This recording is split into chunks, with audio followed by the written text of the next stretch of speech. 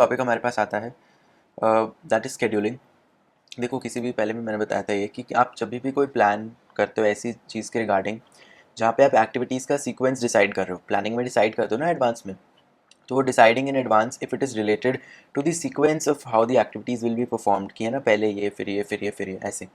तो वो time decide करना कि हाँ इस दिन को ये, फिर इस दिन को ये, फिर इस दिन को ये, और सीक्वेंस डिसाइड करना है पहले ये फिर ये फिर ये। वो दोनों चीज़ें एक स्केड्यूलिंग में आती हैं और ऑब्वियसली ये दोनों चीज़ें जो है ये फोरकास्ट के बेसिस पे ही आप डिसाइड करते हो, है ना। जैसे पहले आपने कोई फोरकास्ट, इसको क्या हुआ, फोरकास्ट बनते हैं पहले, उस फोरकास्ट के बाद आप उस चीज़ से शेड्यूल बनाते हो। Refers to a plan that indicates the time and sequence in which the organisational resources will be used. वही कि आप रिसोर्सेज जो भी यूज़ कर रहे हो उसका टाइम सीक्वेंस डिसाइड करना। It is based on forecast. मैंने अभी आपको बताया, जैसे एग्जाम्पल से समझते हैं इसको। देखो एग्जाम्पल है कि कोई रेस्टोरेंट का मैनेजर है मान लो, ठीक है। अब उसको डिसाइड करना होता है ना कि हाँ आज के दिन कितना खाना बनना है, क्योंकि वो उसी हिसाब से प्रिपरेशन होगा सब, है ना। मान लो कोई बहुत बड़ा रेस्टोरेंट है, दिन के 10 प्याज काटने हैं या 100 काटने हैं उसी के हाथ में, तो वो चीज़ डिसाइड करना पहले ही पड़ता है ना, क्योंकि उसी हिसाब से आपको रिसोर्सेज लाने पड़ेंगे। 100 प्याज चाहिए तो वो 100 पहले ला के रखने पड़ेंगे ना, 10 चाहिए तो फिर 100 थोड़ी ला के रखेंगे, क्योंकि मान लो कोई ऐसी चीज़ है जो ख़राब ही हो जाएगी, तो फिर वो देख के लाना पड़ता है ना, जितनी ज़रूरत हो उस दिन उतनी ही लाओ, क्योंकि वो पुरानी ना हो जाए। जैसे तो ये जो भी रॉ मटेरियल चाहिए होगा, इंग्रेडिएंट्स लाने पड़ेंगे, उसकी क्वांटिटी डिसाइड करनी पड़ती है। ये प्लस ये भी डिसाइड करना है कि सारे मतलब दिन की सर्विसेज है तो लंच में कितने स्टाफ मेंबर्स चाहिए, डिनर में कितने स्टाफ मेंबर्स चाहिए, कुकिंग में कितने चाहिए, सर्विसिंग में कितने चाहिए, ये सब एस्टिमेट्स लगाना पड़ता है।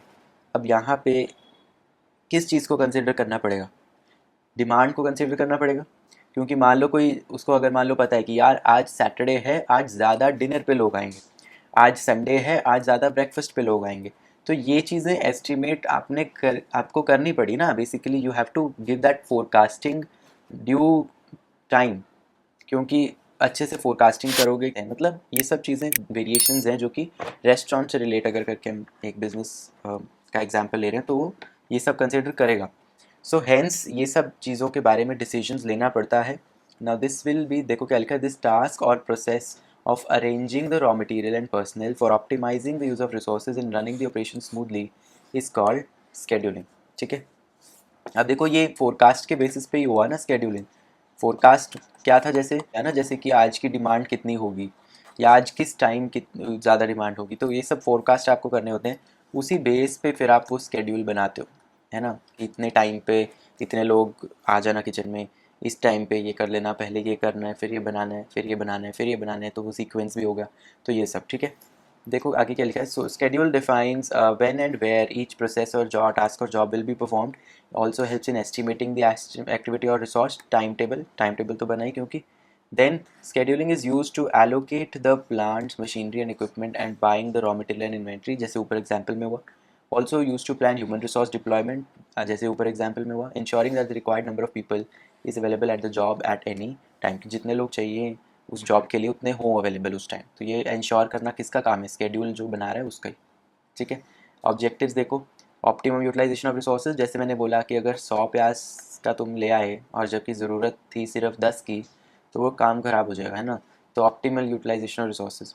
इंक्रीजिंग प्रोडक्टिविटी, मान लो 2 स्टाफ मेंबर्स कम रह गए, ज़्यादा चाहिए थे 2 और वो थे नहीं, तो फिर ऑर्डर्स लेट होंगे, कस्टमर गुस्सा करेंगे, जितना काम करना था उतना नहीं होगा, तो वो अगेन प्रोडक्टिविटी पे इफेक्ट आएगा उसका। Decreasing labour and ordering cost, तो लेबर को भी बार बार, मान लो इस तुमने 10 प्याज ला के रखे जबकि चाहिए 100 होते थे, लेकिन तुम 100 एक बारी में नहीं मंगा रहे हो, तुम 10-10 करके ही मंगा रहे हो, तो बार बार लेबर लगेगा कि हाँ जाके 10 प्याज और लेके आ, जाके 10 प्याज और लेके आ, तो ऐसे लेबर भी ज़्यादा लगा। एंड ऑर्डरिंग कॉस्ट, मान लो तुम ऑनलाइन मंगा रहे हो, एग्जाम्पल की तरफ और बता रहा हूँ, ऑनलाइन मंगा रहे हो तो ऑनलाइन हर ऑर्डर का ऑर्डरिंग कॉस्ट होता है ना। मान लो कोई हर एक उस पर डिलीवरी चार्ज लग रहा है, तो ये सब वो चार्जेस एक्स्ट्रा जो लग रहे हैं वो तुम नहीं चाहोगे कि वो लगे, है ना। तो उसको बचाने के लिए तुम्हें ऑर्डर जितना चाहिए होता है उतना एक ही बारी में करना चाहिए, तो वो किस पे बेस पे होगा, स्केड्यूलिंग पे, जो कि अगेन फोरकास्ट पे बेस पे होता है। ठीक है।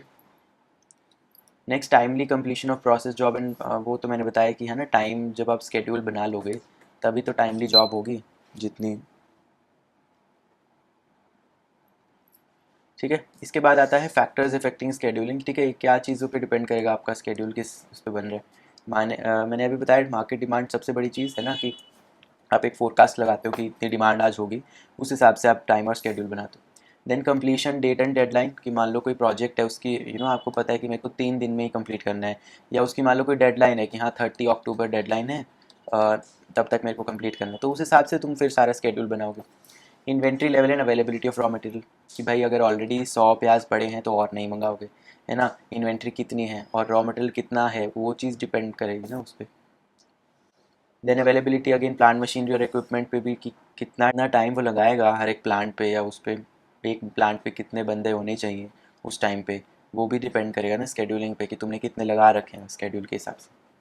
पूल ऑफ ह्यूमन रिसोर्सेज कितने हैं, भाई कि अब रॉ मटेरियल देख रहे हो कितने हैं, प्लांट देख रहे हो, तो लोग भी तो देखोगे कि एक टाइम पे कितने लोग चाहिए, अवेलेबल रिक्वायर्ड के हिसाब से ही देखते हैं ना, उसी हिसाब से तुम स्केड्यूलिंग करोगे। मान लो तुम्हारे पास है ही 5 लोग, और तुम बोलोगे नहीं मुझे तो एक ही दिन में पूरा 10 लोगों जितना काम मैंने स्केड्यूल बना दिया, ऐसा कि वो डबल शिफ्ट कर रहे हैं या जो भी करके एक दिन में वो काम पूरा कर रहे हैं, बट वो नहीं होगा क्योंकि वो आपके पास है ही 5 लोग, तो वो 10 जन का काम नहीं कर सकते। तो यहाँ पे अवेलेबिलिटी देखनी पड़ती है कितनी है, उस हिसाब से देखोगे कि हाँ मेरे पास 5 बंदे हैं, तो ये काम एक दिन में नहीं 2 दिन में ही होगा, क्योंकि मेरे पास 10 बंदे नहीं हैं। तो वो अवेलेबल देखे ना तुमने कि अवेलेबल कितने रिसोर्सेज, ह्यूमन रिसोर्सेज मतलब लोग। ठीक है, उसके बाद बेनिफिट्स देखो, बहुत बेसिक बेसिक। अब प्रोडक्टिविटी बढ़ेगी, है ना।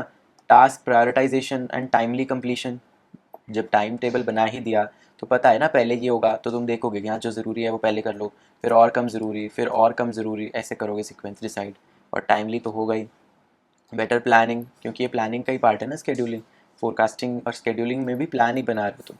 देन इम्प्रूव्ड वर्कफोर्स मैनेजमेंट, जैसे मैंने बताया अवेलेबल ह्यूमन रिसोर्स तुम देखते हो, उस हिसाब से एलोकेट करते हो उनको जॉब्स कितने हैं ना, तो ये वर्कफोर्स मैनेजमेंट इफेक्टिव हुई है।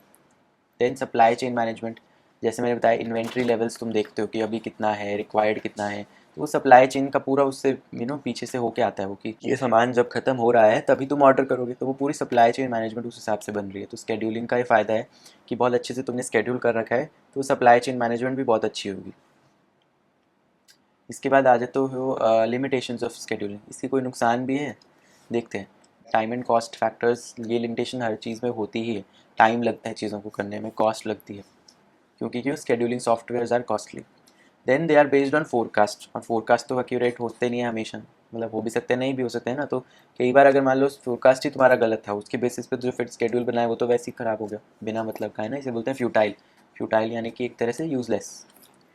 Schedules are rigid and inflexible, देखो यही है कि तुमने पहले बताया पहले ये करना है फिर ये करना है फिर ये करना है, तो ये रिजिड नहीं हो गया थोड़ा काम, कि तुमने बस डिसाइड कर लिया, अब कोई चाहे कि नहीं यार पहले ये करते तो बेटर रहता, पहले ये करते तो और बेटर रहता, तो ये नहीं कर पाएंगे क्योंकि स्केड्यूल उस हिसाब से बना है, तो रिजिड हो गया ये काम थोड़ा, है ना, कि ऐसे ही करना है। मान लो तुमने टाइम भी डिसाइड किया कि आज में ही तुमने पूरा काम करना है, बट हो सकता है वो एक दिन में अच्छे से ना होता हो, 1.5 दिन में अच्छे से होता हो, लेकिन स्केड्यूल क्योंकि एक दिन का बने, तो एक दिन का इतना टाइट स्केड्यूल में जैसे तैसे बस काम खत्म कर लोगे तुम, तो कई बार ये अच्छी चीज़ नहीं होती है ना, रिजिडिटी ला रही है ये चीज़ बहुत। इसके बाद आता है relationship between planning forecasting and scheduling, देखो जैसे मैंने बताया प्लानिंग के ही एक तरह से 2 पार्ट हैं, स्केड्यूलिंग और फोरकास्टिंग, है ना, क्योंकि प्लानिंग ही है वो भी एक तरह से। देखो क्या लिखा है, they are inter related concepts, both forecasting and scheduling are part of planning, जो मैंने अभी बताया। Forecasting is the essence of planning, क्योंकि प्लानिंग जो तुम करते हो वो प्लानिंग प्रेमिसेस के बेसिस पे करते हो ना, और प्लानिंग प्रेमिसेस कहाँ से आते हैं, फोरकास्ट से ही आते हैं। फोरकास्ट जो बनाएंगे उसी से तो वो प्रेमिसेस यानी वो एजम्पशंस होंगी, है ना। ठीक है, फिर ऑर्गेनाइजेशन ये भी डिसाइड करती है ना कि कब रिसोर्सेज चाहिए हैं, एंड ये सब कैसे काम होगा, सीक्वेंस और वो टाइम वो स्केड्यूलिंग ने डिसाइड करना है, यानी when things are to be done and who is to do it. ठीक है, इसके बाद दे आर क्लोजली रिलेटेड, ये तो मैंने पहले बताया तुमको कि फोरकास्ट ही एक तरह से बेस बनता है जिसके बेसिस पे तुम शेड्यूलिंग करते हो। मान लो कि तुमने फोरकास्ट की कि आज 300 लोग ज़्यादा आएंगे एज़ कम्पेयर टू पहले रेस्टोरेंट में, तो तुम उस हिसाब से स्केड्यूल करोगे कि आज स्केड्यूल के हिसाब से 10 बंदे नहीं 12 बंदे आएंगे काम पे। आज स्केड्यूल में जो डिनर का टाइम 2 घंटे यूजुअली स्टाफ बनाता था, अब वो 2 नहीं 3 घंटे होगा काम। तो तुमने स्केड्यूल किस बेसिस पे बनाया, अपनी फोरकास्ट पे, कि मेरे को क्योंकि ये मैं सब इसलिए कर रहा हूँ क्योंकि मुझे लग रहा है कि आज 300 लोग ज़्यादा आएंगे, क्योंकि सो एंड सो मान लो रीज़न है, फेस्टिवल है या कुछ भी, तो तुमने ये स्केड्यूलिंग चेंज करी on the basis of your forecast में चेंज, कि फोरकास्ट आज 300 लोग ज़्यादा आने की, राइट। सो इसीलिए फोरकास्ट को बोलते हैं they form the basis for scheduling. Schedules are based on the demands and sale estimate, कि आज इतनी डिमांड होगी आज इतनी सेल होगी इसलिए ज़्यादा लोग चाहिए, ठीक है वो सब। Then forecast is instrumental to planning as well as scheduling. अब देखो फोरकास्ट जैसे मैंने बताया प्रेमिसेस भी उसी से आते हैं एंड शेड्यूलिंग भी उसी से आती है, दोनों चीज़ें हो गई है ना। तो प्लानिंग प्रेमिसेस जिससे प्लानिंग होती है वो भी फोरकास्ट पे बेस्ड एंड शेड्यूलिंग भी फोरकास्ट पे बेस्ड। तो देखो क्या लिखा है आगे, forecast is instrumental to planning as well as scheduling, दोनों पे ही बेसिस है। फिर देखो क्या लिखा है, for both forecasting and scheduling are tools for business dynamic environment. ये तो पता ही है जब प्लानिंग ही डायनेमिक एनवायरनमेंट के हिसाब से है तो फोरकास्टिंग और शेड्यूलिंग भी उसी हिसाब से हो रही है। Forecasting combined with scheduling ensures that proper resources and people are available as per requirement. वही सब चीज़ जैसे ऊपर बता रखी है, ठीक है। तो इसके साथ आपका ये जो चैप्टर है ये कंप्लीट होता है। मेरा थोड़ा सा गला बैठा हुआ है तो डोंट माइंड, थोड़ी वॉइस अगर अजीब सी आ रही हो, but anyhow we are done with this chapter of planning. इसके बाद हमारा ऑर्गेनाइजेशनल ऑब्जेक्टिव्स वाला चैप्टर है वो करेंगे, ठीक है। चलिए मिलते हैं।